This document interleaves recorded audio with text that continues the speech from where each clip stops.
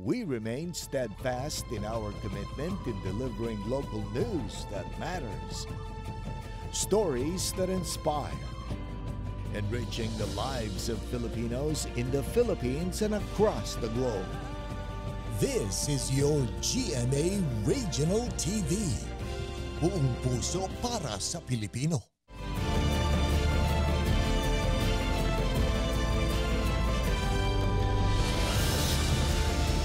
Ito ang GMA Regional TV 1 North Central Luzon. Masantos yang aram na imbag amale maya pagat panapon kapuso. Narito na ang One North Central Luzon. Hatid namin ang mga pinakamalaki at pinakahuling balita sa Hilaga at Gitnang Luzon. Live mula rito sa GMA Dagupan Station. Ako po si Chris Zuniga. Ating kamustahin ang dagsa ng mga pasahero sa bus terminal sa Dagupan City 3 araw bago ang pagsalubong sa bagong taon. Makibalita tayo live kay Russell Simorio. Russell? Chris, doble ng bilang ng mga pasahero sa mga bus terminal dito sa Dagupan City ilang araw bago ang pagsalubong sa bagong taon. Mahabang pila sa mga ticketing booth. Kaya ang payo ng otoridad sa mga pasahero, lalo na yung may mahaba-habang biyahe, magtungo ng mas maaga sa mga terminal. 24 oras ang operasyon ng mga bus terminal sa Dagupan City dahil sa inaasahan pang dagsa ng mga pasaherong pauwi sa iba't ibang bayan at kalapit na probinsya. 3 araw bago ang pagsalubong sa bagong taon. Marami ring bus na galing Maynila ang nagsisidatingan sa terminal. Nagtatrabaho sa IT industry sa Maynila si George. Maaga na siyang bumiyahe pauwing Dagupan City para salubungin ang bagong taon kasama ang pamilya. Inabot daw ng mahigit 6 na oras ang biyahe. Ang tagal ng biyahe, kahit express na yung nakalagay pero haba pa rin ang biyahe. Tapos kakapagod na rin pumila. Ayon sa mga bus driver, ramdam na ang pagsikip ng daloy ng trapiko sa northbound lane ng mga expressway. Marami rin kasing motorista ang pauwi sa norte ngayong magbabagong taon na. Tuloy-tuloy ang biyahe, maraming pasahero. Pero pag regular day naman, wala naman. Kapag holiday sir? Mga ganun, grabe yung traffic sa... Siyempre talagang ganun, masaya. Pag family reunion, kasama ang pamilya. Kaya umuwi? Opo. Sige po, kaya umuwi? Opo, kaya umuwi kami. Handa ang mga bus company na magdagdag ng mga unit ng bus sakaling kailanganin pa. Nakaalerto ang LTFRB sa sitwasyon sa mga bus terminal. Patuloy ang inspeksyon para matiyak na roadworthy ang mga pumapasadang PUV para matiyak ang ligtas na biyahe ngayong holiday season. Yung mga field personnel po tayo na nag-iikot po sa mga designated terminals po dito po sa Region 1, tuloy-tuloy po until January 7. Chris, nasa 20 hanggang 30 minutes ang interval ngayon ng mga bus dito sa mga bus terminal sa Dagupan City pero mas maraming pasahero mas maagang umaalis ang bus. Regular din yung ginagawang pag-iikot ng mga police personnel para masiguro ang seguridad ng mga pasahero. Bukas ng umaga, inaasahan pa yung dagsa ng mga pasahero, lalo na yung mga pasaherong nasa Maynila ngayon na pauwi sa mga probinsya para dito ipagdiwang ang pagsalubong sa bagong taon. Adyan ang latest dito sa Dagupan City. Balik sa iyo, Chris. Maraming salamat, Russell Simorio. Samantala, mahigit sa 100,000 turista inaasahan na dadagsa sa Baguio City ngayong araw para sa nalalapit na pagsalubong sa bagong taon. Yan naman ang tinutukan live ni Jasmine Gabriel Galban. Jasmine.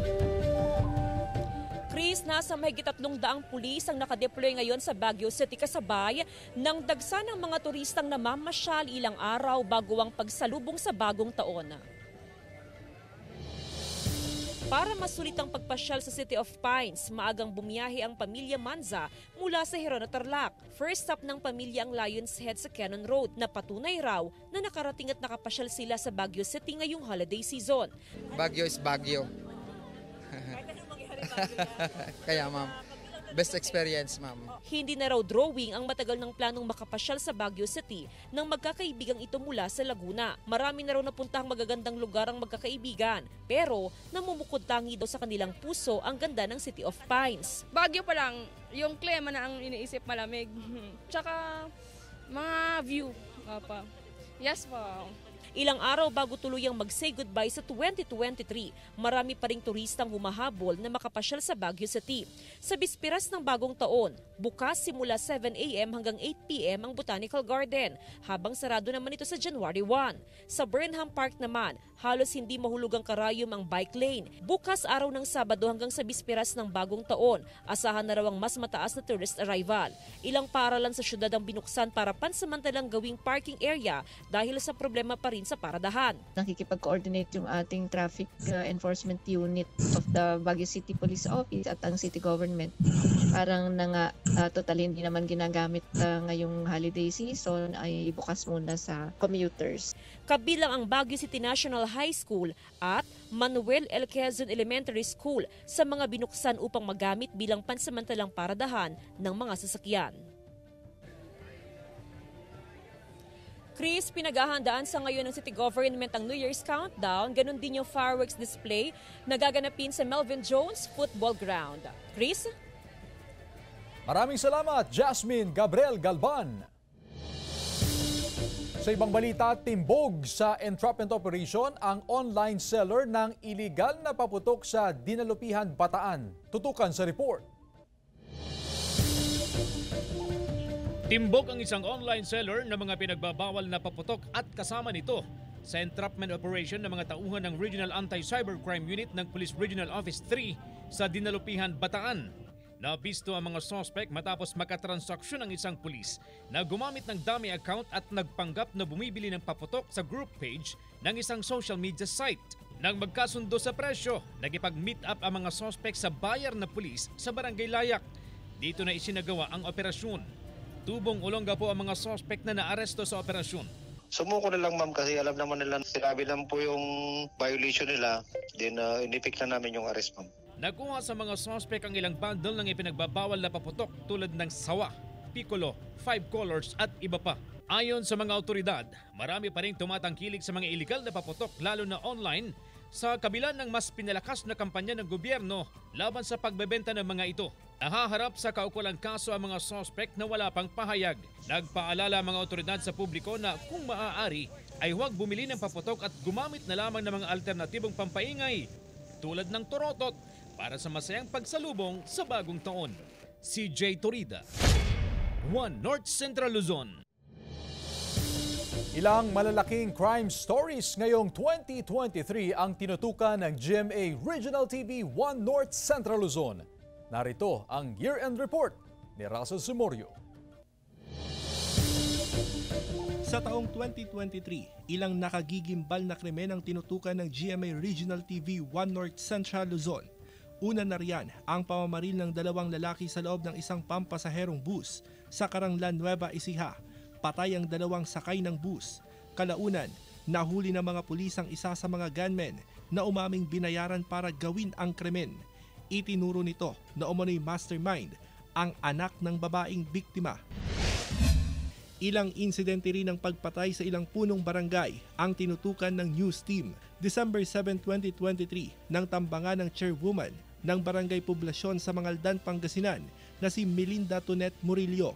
Sakay ng kanyang SUV si Murillo ng pagbabarilin ng mga suspect na mabilis na tumakas. Tinutukan din ang pag-uwi sa bangkay ng Pinay domestic helper sa Saudi Arabia na si Margaret Garcia. Si Garcia, na tubong Dagupan City, ay biktima ng pananaksak ng kapwa domestic helper na isang Kenyan national. Samantala, malakas na pagsabog ang bumulabog kamakailan sa ilang residente sa Barangay Maluwod, Dagupan City. Sumabog ang mga nakaimbak na paputok sa isang ginagawang bahay. Isa ang naitalang patay, habang 3 ang nagtamo ng malubhang sugat sa katawan. Nakakumpiskang otoridad ng mga gamit sa paggawa ng paputok. Patuloy ang investigasyon ng otoridad sa insidente. Sa taong 2024, patuloy na magbabantay ang GMA Regional TV 1 North Central Luzon sa mga kaganapan sa Hilaga at Gitnang Luzon. Bawat istorya maingat na hihimayin para maihatid sa publiko ang kompleto, detalyado at balansing mga balita para sa mas malaking misyon at mas malawak na paglilingkod sa bayan. Russell Simorio, One North Central Luzon. Ito ang GMA Regional TV 1 North Central Luzon.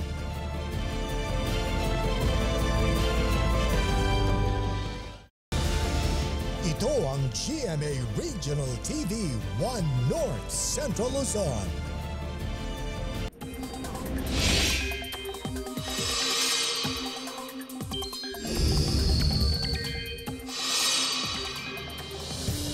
Mga kapuso, nananatiling mababa ang tsansa na may mabuong bagong sama ng panahon o bagyo sa loob ng Philippine Area of Responsibility bago matapos ang 2023. Pero dahil sa ilang weather system gaya ng hanging amihan at easterlies, paghandaan pa rin ang pag-ulan. Base sa datos ng Metro Weather, may pag-ulan sa Aurora, Ilocos Provinces, Cagayan at Isabela, pero mababa ang tsansa ng ulan sa natitirang bahagi ng Northern at Central Luzon. Para naman sa natitirang bahagi ng bansa, maging alerto pa rin sa posibleng pag-ulan. Mataas na demandang bangus sa Magsaysay Fish Market nararanasan ilang araw bago ang pagsalubong sa bagong taon. May ulat si Russell Simorio. Mula Isabela, dumayo pa sa Magsaysay Fish Market sa Dagupan City si Aling Violi para mamili ng bangus. Pumalo sa 145 hanggang 160 pesos ang kada kilo ng bangus. Malayo sa presyo ng bangus sa Isabela na umaabot sa 200 pesos kada kilo. Kaya banye-banyera na ang inangkat niya.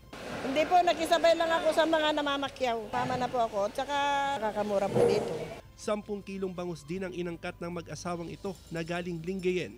Panghanda raw nila ito sa pagsalubong sa bagong taon. Masarap kasi yung bangus Dagupan, handa sa New Year. Gagawin naming rellenong bangus. Ayon sa ilang bangus trader, mabilis maubos ngayon ang panindang bangus sa Magsaysay Fish Market dahil sa mataas na demand, ilang araw bago magbagong taon. Minsan, maraming buyer nagkakaubusan, kaya kumukulang yung supply ng bangus ngayon. Samantala, sa kabila ng malakas na demand ng bangus ngayong holiday season, nakararanas daw ng problema sa supply ng bangus. Meron ho tayong problema sa supply because of yung weather, medyo malamig, so medyo mahina lumaki yung ating mga bangus. Yan po. Pero we will still maintain kahit na ang supply natin ay hindi ganun kadami, kailangan pa rin i-maintain yung quality ng ating bangus. Tiniyak din ng LGU ang suporta sa mga bangus grower para masigurong masigla ang kalakalan ng bangus sa 2024. Kasama si Henry Domencil, Russell Simorio, One North Central Luzon. Samantala mga kapuso, may plano na ba kayo kung saan nyo sasalubungin ang 2024? Kung wala pa, let's all unite sa Kapuso Countdown to 2024 sa Mall of Asia. Tabok dyan ang inyong favorite Kapuso stars gaya nila Julian San Jose, Braver Cruz, Ken Chan, Christian Bautista, Andrea Torres, Sanya Lopez at Miss Universe Philippines 2023 Michelle D. Present din ang iba pang Sparkle Stars tulad nina Kailin Alcantara, Christopher Martin, Isabel Ortega, Lexi Gonzalez, Ashley Ortega at Rabia Mateo. At marami pang iba. Simula yan sa Linggo 10:30 p.m. Ito ang GMA Regional TV 1 North Central Luzon.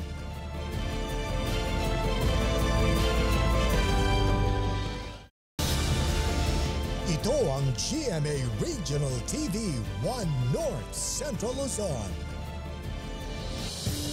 Mga hindi pangkaraniwang prutas na matatagpuan sa Hilaga at Gitnang Luzon patok sa bagong taon. Tunghayan sa report ni Ivy Hernando. Kulang pa ba ang iyong handang 12 o 13 prutas bilang pampaswerte sa bagong taon? Idagdag na sa listahan nito, isang prutas na sa unang tingin akalain mong suha na parang nyog pero kapag binalatan parang bulak. Ito ang tinatawag na calabash fruit o bottle gourd. Karaniwan ito ang tanim sa South America at Africa, pero marami na rin ito sa Mindanao at ilang bahagi ng Luzon at Visayas. 8 taon na itong halaman ni Tatay Chris mula Vigan City. Tuloy-tuloy raw ang pagbubunga ng halaman sa buong taon. Mayaman ito sa vitamin C, calcium, iron, sodium at potassium.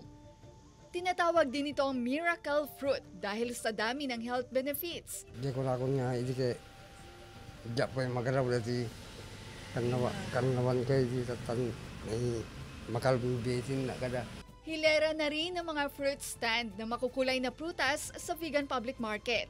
Ang taunang tradisyon kung saan bumababa ang mga fruit vendors at magkakatabi sa pagbebenta ng prutas. Ang presyuhan per kilo o di kaya'y per piraso.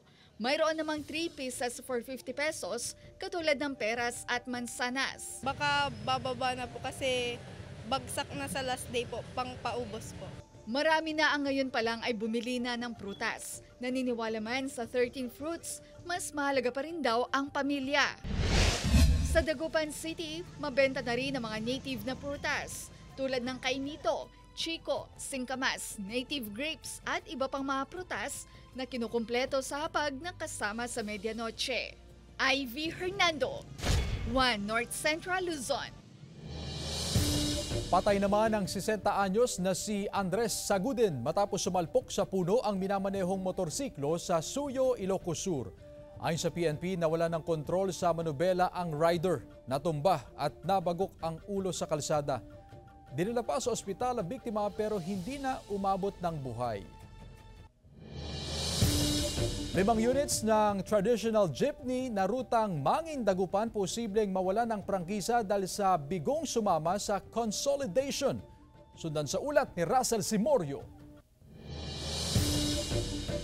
Inaasahang mawawala ng prangkisa ang 5 unit ng traditional jeepney na may rutang Mangin Downtown Dagupan City vice versa. Hindi kasi ito pinayagan ng LTFRB na makapag-consolidate. Batay sa rules and regulation ng LTFRB, para sa consolidation, 15 unit ng traditional jeepney ang kailangan para makabuo ng kooperatiba. Pero susubukan pa rin ng grupo na umapila sa LTFRB. Ngayon, nung nag-file kami ng 5 units, ngayon na-disapprove. So ngayon dumating yung deadline na December 31, so ina-appeal namin kung pwede namin i-merge sa ibang cooperative. Ayon sa LTFRB, tatanggapin pa rin ang apela ng grupo. They will just file, but of course, will still be subject po sa mga existing rules and regulations po natin. Samantala, 95% ng consolidated ang mga tsoper ng Autopro 2 araw bago ang itinakdang December 31, 2023 na deadline. Humahabol sa deadline ang mga hindi pa kasama. Pero giit ng LTFRB, hindi basta-basta hihinto sa biyahe ang mga PUV na bigong makahabol sa deadline franchise consolidation. Sa ilalim ng inilabas sa Memorandum Circular No. 2023-052, ang mga operator na walang Consolidated Transport Service Entity ay papayagang bumiyahe hanggang January 31, 2024 upang hindi mahinto ang operasyon ng public transportation. Pero para lamang ito sa mga rutang walang nakapag-consolidate o mababa sa 60% ang bilang ng mga sasakyan para sa consolidation. Gayunman, sa loob ng 1 buwan, ang LTFRB at mga regional office ay patuloy na mag-i-issue ng SHOCOS orders alinsunod sa Public Service Act. Kasama si Daryl Peralta, Russell Simorio, 1 North Central Luzon. Ito ang GMA Regional TV 1 North Central Luzon.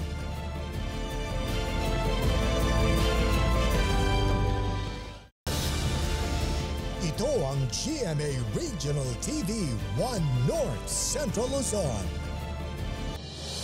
Ilang ospital sa Ilocos Norte nakahanda na sa mga posibleng biktima ng fireworks-related incident sa pagsalubong sa bagong taon. Ang detalye sa ulat ni Gab De Luna. Kabilaan ang mga nagbebenta ng paputok sa Ilocos Norte ilang araw bago ang pagsalubong sa bagong taon. Sa Lawag City, may mga maaga nang bumili ng paputok bago pa magkaubusan ng paninda. Inakaan ko na lang bumili ng mga paputok para hindi na ako maubusan. Saka baka magmamahal pa kasi itong mga paputok. Nakahanda na rin ang Governor Roque Ablan Sr. Memorial Hospital para sa mga posibleng biktima ng fireworks-related incident. As of this time, ready naman sa coming New Year's Eve, New Year's celebration. So, lahat naman na ng preparation na kailangang ihanda, lalo na sa emergency room. Samantala, nagpaalala ang Health Authority para sa kaligtasan ng mga bata sa paggamit ng turotot. Tingnan natin yung mga choking na hazards. Yung mga bata, pwedeng drums na lang at para may ingay din sa New Year. Kasama si Reynold Velasco, Gab De Luna, 1 North Central Luzon. Sa ibang balita, sa kabila ng maraming supply, presyo ng kalamansi tumaas pa rin dahil daw sa mataas na demand sa Mangaldan, Pangasinan. Sundan sa report. Tuloy-tuloy ang anihan ng kalamansi ng mga magsasaka sa Mangaldan, Pangasinan. Sa ngayon, aabot na sa mahigit 10 hektarya ang taniman ng kalamansi sa mga barangay ng Makayug, Gasang, Inlambo, Usyam, Landas at Salaan. Malaking porsyento na rin sa mga ibinibentang kalamansi sa mga pamilihan nagmumula sa bayan. Kasi yung iba nag-expand ng yung pagtatanim ng kalamansi. Sa kabila ng maraming supply ng kalamansi, mataas pa rin ang presyo nito dahil sa mataas na demand ngayong holiday season. Salasos amo. So okay na yung presyo ni ganun, sir? Opo. Maganda na yung presyo? Opo, maganda. Mananatiling sapat ang supply ng kalamansi hanggang unang quarter ng 2024 dahil inaasahang magtutuloy-tuloy pa rin ang pag-aani ng kalamansi hanggang sa susunod na taon. Kasama si Ron Alistair Taniedo, Jasmine Gabriel Galban, 1 North Central Luzon. Nilooban ng hindi pa nakikilalang sospek ang kwarto ng isang inn sa Alaminos City, Pangasinan. Aabot sa 128,000 na halaga ng pera at alahas ang nakuha sa mga guest na nag-check-in sa lugar. Ayon sa PNP, nakakuha ng pagkakataon ang kawatan na pasukin ang kwarto dahil nakabukas ang pintuan nito. Hindi naman daw nagkulang ng paalala ang pamunuan ng inn sa mga bisita. Doble pag-iingat din sa mga ari-arian ang payo ng otoridad sa publiko ngayong holiday season. Samantala, ilang problema sa mga barangay ngayong 2023 nabigyan ng solusyon sa tulong ng GMA Regional TV 1 North Central Luzon. Narito ang report ni Claire Lacanilaw. Sa taong 2023, umusbong ang ilang problema sa mga barangay. Ang GMA Regional TV 1 North Central Luzon naging kaagapay ng bawat mamamayan sa paghahatid ng solusyon sa bawat suliranin sa komunidad. July 2021, nang unang maibalita ang problema sa right-of-way ng ilang residente sa Barangay Navalwan, Mangaldan, Pangasinan. Noon, kailangan pang tumagilid ang mga residente upang makadaan sa masikip na eskinita. Ang eskinita ang tanging daanan upang makalabas sa kalsada. Nang balikan ng news team nitong February 27, ang problema ng mga residente na solusyonan na.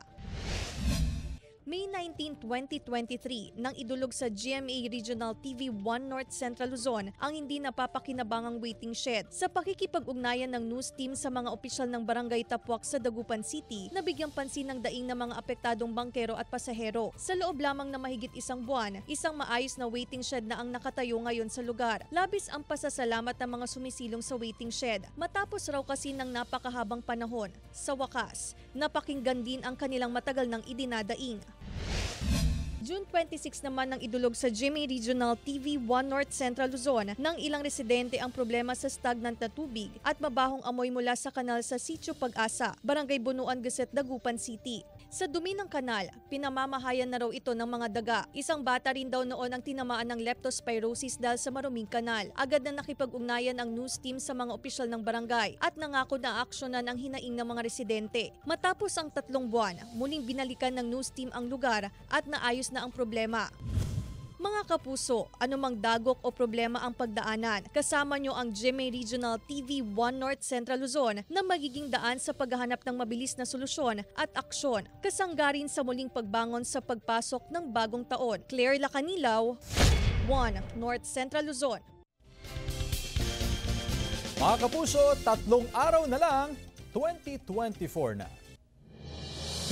Samantala, mapapanood niyo po ang episode na ito at iba pang pinakahuling lokal na balita sa official website ng GMA Regional TV, www.gmaregionaltv.com. Pwede rin kayo bumisita sa aming official YouTube channel, GMA Regional TV, at i-click ang subscribe button para sa pinakamainit na balita mula sa mga rehiyon. Nais naming pasalamatan ang mga kapuso sa Hilaga at Gitnang Luzon, maging ang mga kapuso natin abroad. Dahil sa GMA Regional TV, Local News Matters. At yan ang mga pinakamalaki at pinakahuling balita sa Hilaga at Gitnang Luzon. Maraming salamat sa pagsama sa amin, pati na ang mga kapuso sa ibang bansa na tumutok sa mga balita sa rehiyon. Ako po si Chris Zuniga. Kami ang GMA Regional TV 1 North Central Luzon. Buong puwersa para sa mas malaking misyon at mas malawak na paglilingkod sa bayan.